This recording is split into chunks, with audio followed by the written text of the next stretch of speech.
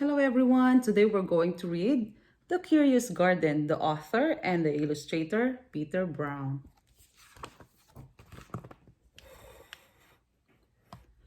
There once was a city without gardens or trees or greenery of any kind. Most people spent their time indoors. As you can imagine, it was a very dreary place. However, there was one boy who loved being outside. Even on drizzly days, while everyone else stayed inside, you could always find Liam happily splashing through his neighborhood. This is Liam.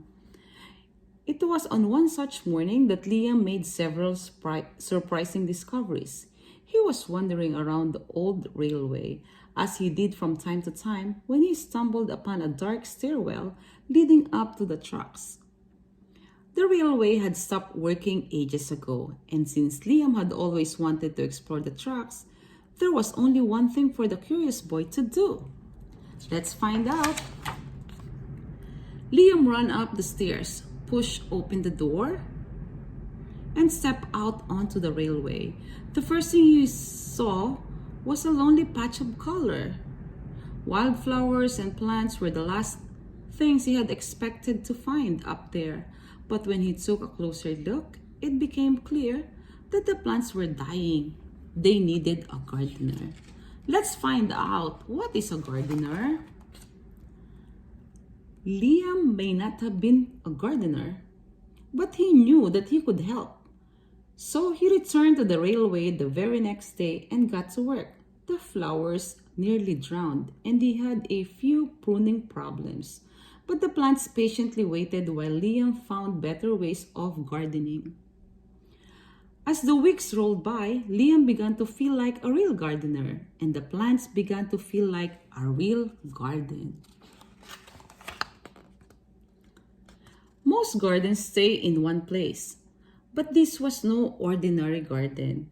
With miles of open railway ahead of it, the garden was growing restless.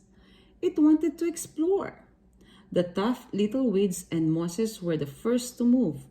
They popped up farther and farther down the tracks and were closely followed by the most delicate plants.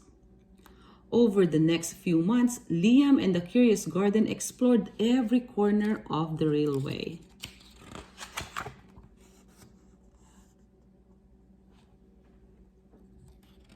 The pictures. What do you notice?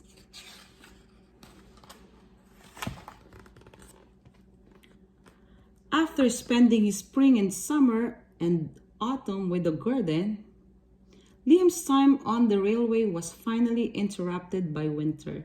Heavy blankets of snow fell on the city that season, and for the first time since he'd become a gardener, Liam could not visit the plants. Rather than waste his winter worrying about the garden, Liam spent it preparing for spring. After 3 cold months, the snow finally began to melt, and Liam rolled his new gardening gear over to the railway. Winter had taken a toll on the garden, but thanks to Liam's planning, his handy new tools, and a little help from the sun, the plants soon awoke from the winter sleep.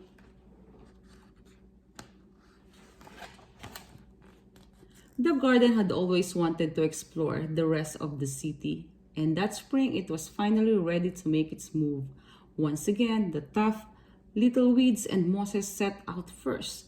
They popped up farther and farther from the railway and were closely followed by the most delicate plants.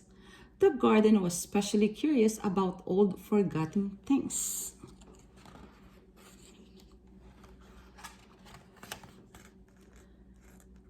A few plants popped up where they didn't belong. Others mysteriously popped up all at once. But the most surprising things that popped up were the new gardeners. Remember, it was just Liam. Now there's a lot of gardeners. it looks good. Many years later, the entire city had blossomed. But of all the new gardens, Liam's favorite was where it all began.